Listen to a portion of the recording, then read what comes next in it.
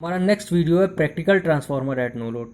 अब practical transformer कैसे काम करता है उसको देखते हैं। प्रैक्टिकल ट्रांसफार्मर में क्या होगा कि हिस्टैरिसीस लॉस और एडी करंट लॉस, ये दोनों लॉस होंगे।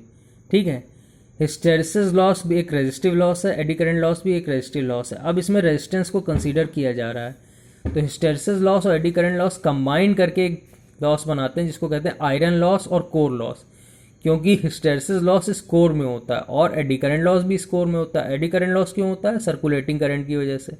और हिस्टैरिसीस लॉस वो एक मटेरियल की वजह से होता है जो बी और एच में जो हम चेंज कर रहे हैं, एच में जो चेंज कर रहे हैं, तो उसकी वजह से जो हिस्टैरिसीस लॉस हो रहा है। तो हिस्टैरिसीस लॉस और एडी करंट लॉस कंबाइन करके क्या बनाते हैं? Iron loss.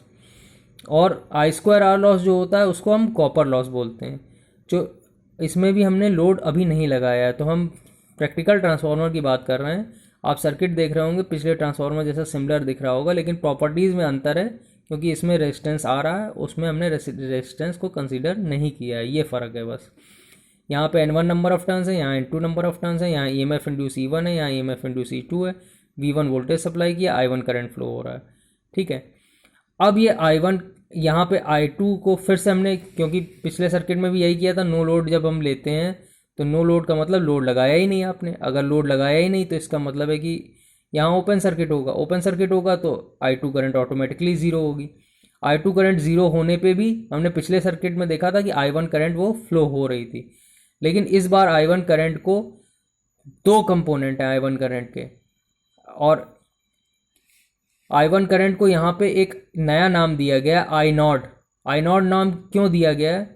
क्योंकि नो लोड करंट है। नो लोड करंट को हमने एक नया नाम दे दिया है कि आई नॉट। तो आई नॉट करंट जो है वो दो चीज़ों को इस बार सप्लाई कर रहा है। पहला, मैग्नेटाइजिंग करंट, जो ट्रांसफार्मर का प्रिंसिपल होता है कि कोर को मैग्नेटाइज करो, एमएफ इतनी होगी तभी फ्लक्स फ्लो होगी, एक वैल्यू से एमएफ कम होगी तो फ्लक्स नहीं फ्लो होगी। तो वो फ्लक्स को सेट करने के लिए एक मिनिमम एमएफ रिक्वायर, और एक मिनिमम एमएफ के लिए एक मिनिमम करंट रिक्वायर्ड है। तो I1 करंट, मैग्नेटाइजिंग करंट तो फ्लो होगी ही होगी। एक दूसरा कंपोनेंट आया है जो यहाँ पे आप देख रहे हैं IC के नाम से। पहले मैग्नेटाइजिंग करंट तो उसमें भी था आइडियल ट्रांसफार्मर में, लेकिन यहाँ पे एक नया कंपोनेंट है IC कंपोनेंट, इसको कहते हैं कोर लॉस कंपोनेंट। अब ये जो कोर लॉस कंपोनेंट है ये क्या है, इसको समझिए। ये कोर लॉस कंपोनेंट दो लॉसेस को आपको सप्लाई कर रहा है, एक हिस्टैरिसीस लॉस और दूसरा एडी करंट लॉस, क्योंकि इन दोनों को भी ओवरकम करना है। जब तक करंट IM प्लस IC के बराबर नहीं होगी तब तक जो है ये फ्लक्स इस सर्किट में सेटअप नहीं हो पाएगा और ट्रांसफार्मर का प्रिंसिपल ही वर्क नहीं करेगा। ठीक है, तो इसलिए एक मिनिमम करंट I0 चाहिए जिसको कहते हैं नो लोड करंट। जब सेकेंडरी ओपन भी होगा तब भी ये नो लोड करंट इस ट्रांसफार्मर से फ्लो होगा। ये नो लोड करंट दो कंपोनेंट से बना हुआ है, IM और IC। IM जो है वो कोर को मैग्नेटाइज करने के लिए, यानी इंडक्टिव कंपोनेंट है जो कोर को मैग्नेटाइज कर रहा है, और IC क्या है? एक रेजिस्टिव कंपोनेंट है जो कोर लॉस को ओवरकम करने के लिए। कोर लॉस, जो कोर में लॉस होता है, कोर में लॉस कौन से होते हैं? दो लॉस होते हैं, एक हिस्टैरिसीस लॉस और एक एडी करंट लॉस। इसके बारे में डिटेल में पहले पढ़ चुके हैं आप। अब बात करते हैं हम फेजर डायग्राम की। फेजर डायग्राम की अगर हम बात करेंगे तो सबसे पहले हम V1 बना देते हैं। ऐसे ही V1 किसी भी डायरेक्शन में बना दिया हमने, V1 ऊपर की ओर यहाँ बनाया है। ठीक, अब हम बात करते हैं करंट के दो कंपोनेंट की, एक है IM और दूसरा है IC। IC जो है वो रेजिस्टिव कंपोनेंट है, तो रेजिस्टेंस में आपको मालूम है वोल्टेज और करंट में क्या एंगल बनता है? 0 डिग्री। तो आप देख सकते हैं V1 और IC में जो एंगल बनाया है हमने सेम एंगल पे रखा हुआ है, V1 को भी और IC को भी। अब हम IM की बात करते हैं। IM क्या है? ये मैग्नेटाइज करने वाला कंपोनेंट। मैग्नेटाइज करने वाला कंपोनेंट ये पूरा इंडक्टिव कंपोनेंट है। तो इंडक्टर में क्या होता है? वोल्टेज लीड करता है और करंट लैग करता है। तो यहाँ पे आप देख रहे हैं V1 लीड कर रहा है और जो करंट IM बनाई है वो लैग कर रहा है। पिछले में भी सर्किट में अगर आप ध्यान देंगे तो उसमें भी यही किया था। उसमें भी V1 वोल्टेज और IM के बीच में 90 डिग्री का अंतर था और V1 लीड कर रहा था, IM लैग कर रहा था। इसमें भी यही है कि V1 लीड कर रहा है और IM लैग कर रहा है। अब हम आगे बात करते हैं, IC plus IM equal to I है। तो IC प्लस IM, ये लॉ ऑफ पैरेललोग्राम से हमने ऐड कर दिया, ये I के बराबर हो गया। ठीक है, अब फ्लक्स जो सेटअप हो रहा है वो किसकी वजह से हो रहा है? Magnetising component of current. तो मैग्नेटाइजिंग कंपोनेंट ऑफ करंट जिस डायरेक्शन में भी होगा उसी डायरेक्शन में फ्लक्स का फेजर बनेगा। तो फ्लक्स जो है वो इस सर्किट में इस तरीके से फ्लो हो रहा है। तो इसलिए आई एम और फाई एम का एंगल सेम होगा, जो भी फ्लक्स का एंगल होगा वही, जो करंट का प्राइमरी करंट का एंगल है मैग्नेटाइजिंग कंपोनेंट का, वही फ्लक्स का एंगल होगा, क्योंकि उसी करंट की वजह से ये फ्लक्स क्रिएट हो रही है। अब बात करते हैं E1 और E2 की। तो E1 और E2 जो है वो लेंज लॉ के अकॉर्डिंग और फैराडे लॉ के according EMF is always such that it opposes the cause which produces it. यानी V1 एक कॉज है जिसकी वजह से E1 प्रोड्यूस हो रहा है, V1 वो कॉज है जिसकी वजह से E2 प्रोड्यूस हो रहा है। तो V1 जो वो हमेशा E1 और E2 जो अपोज करेंगे जिस कॉज से वो प्रोड्यूस हुए हैं, यानी V1 को, तो V1 जिस एंगल पे होगा उसी के 180 डिग्री एंगल पे E1 और E2 अपने आप बनेंगे। तो ये फ्रेजर डायग्राम इस तरीके से बना है। अब I और IC के बीच में जो एंगल है उसको हमने फाई नॉट ले लिया, तो ये एंगल ये हो गया फाई नॉट। ठीक है, तो हम इस तरीके से लिख सकते हैं जो IC है, IM है, IC है जो उसको लिख सकते हैं I not cos phi not, और IM लिख सकते हैं I not sine phi not. ये I के ही दो कंपोनेंट है, I equal to IC equal to I not cos phi not, और IM equal to I not sine phi not. अब इसी को अगर आप कंबाइन करके लिखेंगे तो इन दोनों का स्क्वायर कर दीजिए और इनको ऐड कर दीजिए, तो ये आ जाएगा I naught equal to under root IM square plus IC square. इससे ये रिलेशन आई। तो टोटल इनपुट पावर क्या होगी, टोटल इनपुट वोल्टेज, तो टोटल इनपुट वोल्टेज क्या है V1, टोटल इनपुट करंट क्या है I1, यहाँ पे I नॉट के बराबर है नो लोड करंट को, क्योंकि हम I नॉट लेते हैं। तो V1 इंटू I नॉट और उनके बीच का एंगल कॉज ऑफ एंगल, ये आपकी रियल पावर होती है या एक्टिव पावर या ट्रू पावर। तो V1 I not cos phi not, ये हो गया टोटल पावर जो कंज्यूम हो रहा है।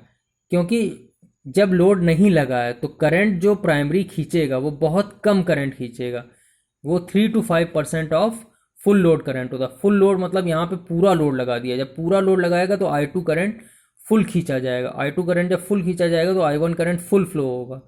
तो ऐसी कंडीशन में जो है I2R लॉस ही मेन लॉस होगा। लेकिन जब यहाँ पे I2 ज़ीरो हो रहा है, यानी कि यहाँ पे तो रेजिस्टिव लॉस हो ही नहीं रहा है, अब यहाँ पे जो करंट है वो बहुत ही नेग्लेजिबल खींचा जा रहा है, क्योंकि यहाँ पे सिर्फ दो कंपोनेंट को सप्लाई कर रहा है, कोर लॉस और मैग्नेटाइजिंग लॉस, जो स्टार्टिंग से मतलब जैसे ही ऑन करेंगे सर्किट वो ऑन हो जाते हैं। तो ये जो है ये लॉस जो है टोटली हम कह सकते हैं कि ये आयरन लॉस है। आयरन लॉस क्या होता है पहले भी बता चुके हैं, hysteresis loss plus eddy current loss. मतलब ये आयरन लॉस जो यहाँ पे लॉस बन रहा है, क्योंकि मैग्नेटाइजिंग कंपोनेंट एक इंडक्टिव कंपोनेंट है, उसकी वजह से कोई लॉस नहीं हो रहा है। तो यहाँ पे जो आयरन लॉस बन रहा है पूरा टोटली आयरन लॉस बन रहा है। तो ये हो गया practical transformer at no load. अब हम बात करते हैं transformer at load, practical transformer at load. तो ये एक दूसरा क्वेश्चन भी बन जाता है, इक्विवेलेंट सर्किट ऑफ ट्रांसफार्मर का क्वेश्चन भी आ सकता है। इसमें भी आप ये पुरानी चीज़ें जो अभी बताई practical transformer at no load लिख सकते हैं। तो इक्विवेलेंट सर्किट ऑफ ट्रांसफार्मर की अगर हम बात करें तो अब हम पूरा फुल इक्विवेलेंट सर्किट बना रहे हैं। तो ये देखिए आई नॉट करंट सप्लाई हो रहा है, आई नॉट करंट दो ब्रांचों में बांटा गया, एक IC और एक IM। तो आप ये पहले भी देख चुके हैं कि I naught equal to IM plus IC। तो हमने क्या किया, IM यहाँ बना दिया और IC यहाँ। IM को इंडक्टर ही बनाया, IM के अक्रॉस जो यहाँ पे लगाया है, यहाँ पे एक XM इंडक्टर लगाया है, यहाँ पे एक RC रेजिस्टेंस लगाया है। तो XM इंडक्टर क्यों लगाया है, क्योंकि ये इंडक्टिव कंपोनेंट को सप्लाई करने वाला करंट है, मैग्नेटाइजिंग करंट है जो फ्लक्स को सेट करता है। इंडक्शन प्रिंसिपल इसी पे बेस्ड है। यहाँ पे RC क्यों लगाया, ये रेजिस्टिव कंपोनेंट है जो कोर लॉस यानी hysteresis loss, eddy current loss, ये कंपोनेंट इंडिकेट कर रहा है। तो ये एक रेजिस्टिव कंपोनेंट है। और आई नॉट इक्वल टू जो है यहाँ पे ये आई नॉट है, आई नॉट जो है वो IC प्लस IM होता है, तो इसको पैरेलल में दिखाना ही था, तो ये पैरेलल में दिखा दिया। तो ये आपको समझ में आ रहा होगा कि ऐसा ही क्यों बना है, एक एक चीज़ के पीछे पूरी लॉजिक है। फिर उसके बाद हमने पहले नेगलेक्ट किया था जो रेजिस्टिव कंपोनेंट और इंडक्टिव कंपोनेंट है। अब हम यहाँ देख रहे हैं कि यहाँ पे हमने एक रेजिस्टेंस भी लगा दिया। ये रेजिस्टेंस क्या है, वाइंडिंग रेजिस्टेंस, जो प्राइमरी में, क्योंकि अगर हम फुल लोड की बात करें और हमने I2 करंट को फ्लो करा दिया, मतलब यहाँ पे सर्किट कंप्लीट कर दिया, तो यहाँ पे क्या होगा कि यहाँ पे अब फुल लोड करंट बहुत ज़्यादा होता है नो लोड करंट की कंपैरिजन में, तो यहाँ रेजिस्टिव कंपोनेंट आपको दिखाना ही पड़ेगा। ये वाइंडिंग रेजिस्टेंस को इंडिकेट कर रहा है, R1 जो है वो वाइंडिंग रेजिस्टेंस प्राइमरी का, और यहाँ पे जो R2 रिप्रेजेंट कर रहा है वो वाइंडिंग रेजिस्टेंस सेकेंडरी का। अब हम बात करें एक्स, ये यहाँ पे एक और इंडक्टर X1 दिखा दिया, यहाँ एक और इंडक्टर X2 दिखा दिया। अब ये X1 X2 क्या है? X1 और X2 जो है वो एक्चुअली में क्या है, वो फ्लक्स लीकेज लॉस है। फ्लक्स लीकेज प्राइमरी में भी लॉस होता है, सेकेंडरी में होता है। हमने आइडियल ट्रांसफार्मर में तो ये इनफाइनाइट परमेबिलिटी का ले लिया था कोर, लेकिन एक्चुअली में इनफाइनाइट परमेबिलिटी का तो होता नहीं है, तो फ्लक्स लीकेज पॉसिबल है प्राइमरी में भी और सेकेंडरी में भी। तो प्राइमरी के फ्लक्स लीकेज को हम X1 से इंडिकेट कर रहे हैं और सेकेंडरी के फ्लक्स लीकेज को X2 से इंडिकेट कर रहे हैं। अब फ्लक्स लीकेज को इंडक्टर से ही क्यों रिप्रेजेंट किया है, फ्लक्स लीकेज को रेजिस्टेंस से क्यों नहीं? क्योंकि फ्लक्स लीकेज जो है ये पूरा प्रिंसिपल जो है इंडक्टिव प्रिंसिपल पे ही बेस्ड है, इसलिए X1 और X2 से ही इसको इंडिकेट किया गया है। तो ये आप देख सकते हैं कंप्लीट सर्किट है, इक्विवेलेंट सर्किट है ट्रांसफार्मर का। एक और क्वेश्चन बनता है यहाँ पे V2 जो है वो टर्मिनल वोल्टेज है, लोड के क्रॉस जो भी वोल्टेज होता है उसको टर्मिनल वोल्टेज ही कहते हैं।